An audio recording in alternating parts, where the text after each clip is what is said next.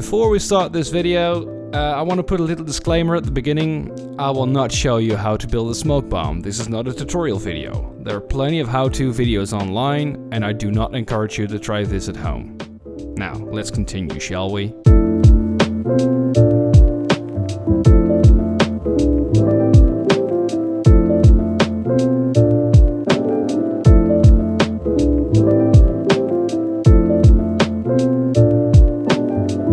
I did not put the pull ring on before transporting it to the location because of the slight chance that it would spontaneously ignite when going there.